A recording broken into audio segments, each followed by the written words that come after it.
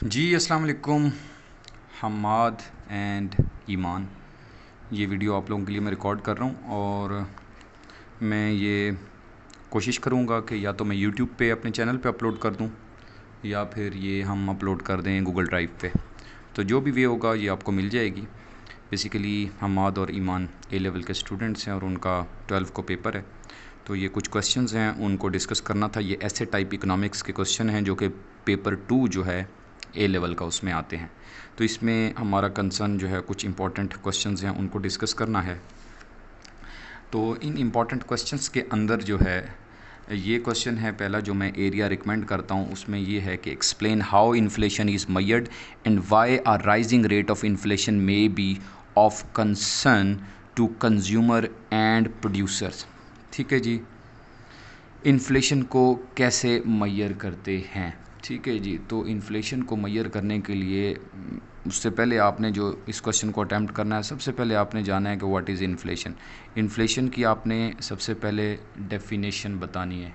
ठीक है जी, उसके बाद मेजरमेंट ऑफ इन्फ्लेशन के लिए वो टेबल यूज़ करेंगे जो कि आपकी बुक में गिवन है, जिसके अंदर आप कैटेगरी ऑफ प्रोडक्ट्स बताएंगे, फूड, शेल्टर, क्लॉथिंग। ठीक है जी, सबसे पहले कैटेगरी बता दी, देन आपने बता दिया कि आपकी जो टोटल इनकम है वो कितनी है। सपोज़ आपकी बुक जो है कॉलिन बैम्फोर्ड की, उसमें लिखा हुआ है कि वो 1000 रुपीज़ आपकी इनकम है और वो उसके ऊपर जो आपकी स्पेंडिंग हो रही है ईच कैटेगरी पे, फूड पे, शेल्टर पे, क्लॉथिंग पे, लिविंग पे, वो मेंशन होगी कि 300 फूड पे जा रहे हैं, 200 इस पे, 100 इस पे।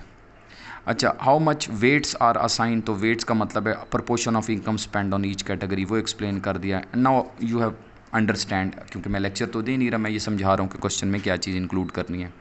क्योंकि ये 8 मार्क्स का है तो आपने जब वो बता दिया तो फर्दर जब आपने ये टेबल बना दिया तो ही विल अंडरस्टैंड जो चेक करने वाला है कि अच्छा इनको ये आता है। क्योंकि 8 मार्क्स का बहुत ज़्यादा लॉन्ग नहीं कर सकते हैं। फर्दर आ जाएगा राइजिंग ऑफ इन्फ्लेशन जो है कंज्यूमर और प्रोड्यूसर के लिए कैसे कॉज ऑफ कंसर्न है। तो आपने क्या बताना है यहाँ पे, कॉन्सिक्वेंसेस ऑफ इन्फ्लेशन बताने हैं।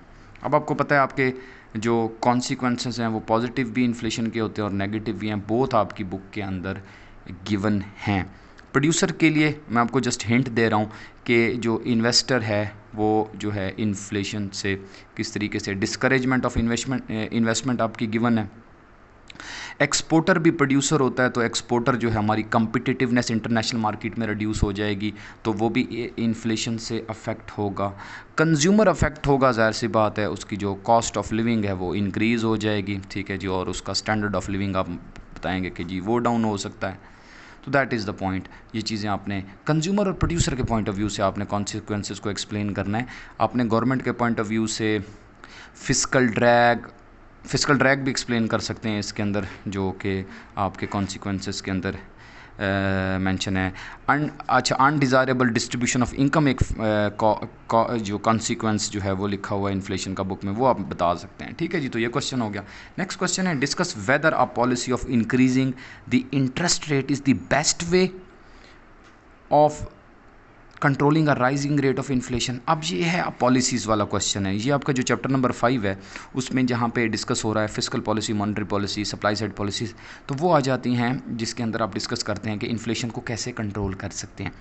तो इसने सिर्फ कौन सी दे दी है, इंटरेस्ट रेट को दे दिया कि जी सिर्फ इंटरेस्ट रेट के जरिए ही हम इसको जो है ना इन्फ्लेशन को कंट्रोल कर सकते हैं। ठीक है, तो अब क्या है, फॉर एग्जाम्पल मैं एक सिंगल पेज ले लेता हूँ और आपको एक्सप्लेन करता हूँ। देखें, बात सुने आप, इसके अंदर सबसे पहले तो बता देंगे व्हाट, क्योंकि जब भी क्वेश्चन डिस्कस आता है ना तो आप बोथ साइड्स यूज़ करते हैं। सबसे पहले तो आप बता देंगे कि yes, interest rate can be control through monetary policy by increasing the interest rate. ठीक है जी, हमारी जो पाकिस्तान के अंदर जो मॉनेटरी पॉलिसी है ना वो यूजुअली इंटरेस्ट रेट के ज़रिए ही फॉलो हो रही होती है। इंटरेस्ट रेट हम इंक्रीज़ करते हैं जब हमारी इन्फ्लेशनरी टेंडेंसीज होती हैं। बट आप इसके साथ एग्री नहीं करेंगे इस सेंस में कि आप कहेंगे कि हाउ एवर फिस्कल और सप्लाई साइड पॉलिसीज़ भी होती हैं और मॉनेटरी पॉलिसी के इंटरेस्ट रेट इंक्रीज़ होने से नेगेटिव इम्पैक्ट आएंगे। वो क्या होंगे, this is your AD, this is your AS। जाहिर सी बात है, जब आपकी इंटरेस्ट रेट इंक्रीज़ होगा तो आपकी एग्रीगेट डिमांड फॉल करेगी। Why it will fall, aggregate demand क्यों फॉल करेगी, इंटरेस्ट रेट के राइज होने से। कंज्यूमर एक्सपेंडिचर फॉल करेंगे, इन्वेस्टमेंट एक्सपेंडिचर फॉल करेंगे, गवर्नमेंट ना भी फॉल हो तो एक्सपोर्ट कम्पिटिटिवनेस की वजह से फॉल कर जाएगी, and then AD will fall, price will fall. Problem यहाँ पे आई कि जीडीपी फॉल कर गई, तो how it is a best policy, inflation तो कंट्रोल हो गया लेकिन आउटपुट सेक्रीफाइस होगी। सो यू विल से ठीक है best measure is your supply side. तो सप्लाई साइड मेजर्स जो होती हैं ना वो बेस्ट कंसिडर होती हैं इन्फ्लेशन को कंट्रोल करने के लिए। क्यों? क्योंकि ये होता है कि जब आप सप्लाई भी इंक्रीज़ करते हैं, सॉरी ये मैं गलत कर गया, so this is aggregate supply, this is your aggregate demand. तो अपनी सप्लाई को इंक्रीज़ करना है, उससे क्या होगा कि प्राइस फॉल करेगी, ठीक है जी, और आपकी जीडीपी राइज कर जाएगी। सो दोनों बेनिफिशियल इम्पैक्ट, प्राइस भी फॉल कर गई, आउटपुट भी राइज कर गई। तो ये, और साथ आप फिस्कल पॉलिसी को भी बता देंगे कि फिस्कल पॉलिसी के ज़रिए जी आप कर सकते हैं contractionary fiscal policy is one of the also the solution of controlling the inflation. तो बताना ये है कि पहले उसको भी बताना है कि उसका इम्पैक्ट क्या है, और उसके बाद आपने चले जाना है अदर पॉलिसीज़ की तरफ, हाउ एवर वाले पॉइंट में। ओके, अब जो नेक्स्ट क्वेश्चन हम डिस्कस करने जा रहे हैं वो है question number 4। Explain the difference between fiscal policy, monetary policy, show how each can use to increase the aggregate demand. Fiscal policy की डेफिनेशन देनी है, मॉनेटरी पॉलिसी की डेफिनेशन देनी है, मार्क्स पे देखना है कि 8 मार्क्स का क्वेश्चन है। उसके बाद how they can increase the aggregate demand. देखें फिस्कल पॉलिसी के आपके पास हैं tools, government spending, taxes, interest rate, money supply and exchange rate. ये 3 टूल जो है ना आप यूज़ करते हैं अपनी बुक के अकॉर्डिंगली। तो ये मॉनेटरी पॉलिसी के ये 3 टूल आप यूज़ कर रहे होते हैं, ठीक है जी। तो the government spending, expansionary policies लेके आएंगे तो इंक्रीज इन एग्रीगेट डिमांड आएगी। तो you will write your second paragraph जिसमें आप बताएंगे by using the expansionary fiscal and monetary policy we can increase the aggregate demand. और एग्रीगेट डिमांड को आप ड्रॉ करके एक ही दफ़ा शो भी कर देंगे कि yes how aggregate demand increase, क्योंकि अब ये तो एक अच्छा इम्पैक्ट होगा, ठीक है जी। तो दिस इज़ द वे, ये बहुत सिंपल सा क्वेश्चन था। Discuss whether supply side policy is more likely to be successful than fiscal policy when economy is faced with inflation. मज़े की बात, अभी के अभी जो मैंने क्वेश्चन डिस्कस किया था वो यही था, और मैंने आपको कहा था अब ये डिफरेंट वेरिएंट है और वो पेपर बिल्कुल डिफरेंट वेरिएंट था। तो क्या हुआ, ये बात आप सपोर्ट कर रही है, यस आप कहेंगे कि फिस्कल पॉलिसी का नेगेटिव इम्पैक्ट आता है जब इन्फ्लेशन को कंट्रोल करते हैं। वो कैसे बताएंगे आप देखें, this is S, this is AD. Fiscal policy कौन सी, कॉन्ट्रैक्शनरी यूज़ की या टैक्सेस इंक्रीज़ किए, ठीक है जी। तो उससे क्या हुआ, प्राइसेस तो फॉल कर गई, साथ आउटपुट को आपको सेक्रीफाइस करना पड़ गया। तो जब आपकी आउटपुट फॉल कर गई तो वो तो नेगेटिव इम्पैक्ट आ गया। सप्लाई साइड अभी मैंने डायग्राम बना के आपको दिखाई थी, तो जिसके अंदर क्या था कि एएस राइज करेगा तो आपकी प्राइस भी फॉल करेगी और आपकी आउटपुट भी राइज करेगी। You will say yes supply side policies are more likely to be successful than fiscal policy when controlling the inflation. क्यों? अच्छा ये तो बातें बता दिया क्यों, लेकिन यहाँ लिखा हुआ है डिस्कस, तो आप येस भी कर लेंगे लेकिन साथ क्या लिखेंगे, हाउ एवर।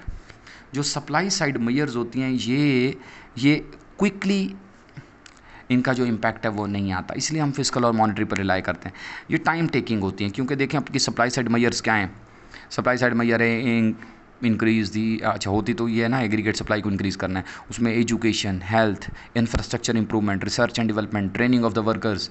अच्छा उसके अलावा आ जाता है प्राइवेटाइजेशन, डीरेगुलेशन, एंड एक रह गई लेबर मार्केट रिफॉर्म्स, और एक और रह गई क्या माइंड में था जी, हाँ जी कॉरपोरेट टैक्सेस। अच्छा अब ये जो है ना ये टाइम टेकिंग होती हैं आउटपुट। तो इन्फ्लेशन को कंट्रोल करने के लिए हाउएवर जो डिमांड मैनेजमेंट पॉलिसीज़ होती हैं यानी फिस्कल और मॉनेटरी, ये क्विक ज़रूर होती हैं, टाइम इनमें कम लगता है।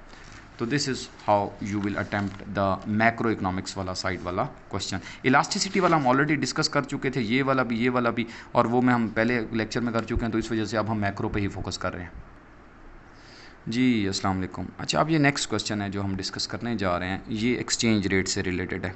जो मैं 6 एरियाज़ बताता होता हूँ ए लेवल के, उनमें से ये फिर आपका सेकंड एरिया इलास्टिसिटी हम पहले डिस्कस कर चुके थे, अभी हमने रिसेंटली पॉलिसीज़ डिस्कस की। तो ये क्वेश्चन है, explain with the aid of a diagram one demand factor and one supply factor that can cause the depreciation of foreign exchange rate.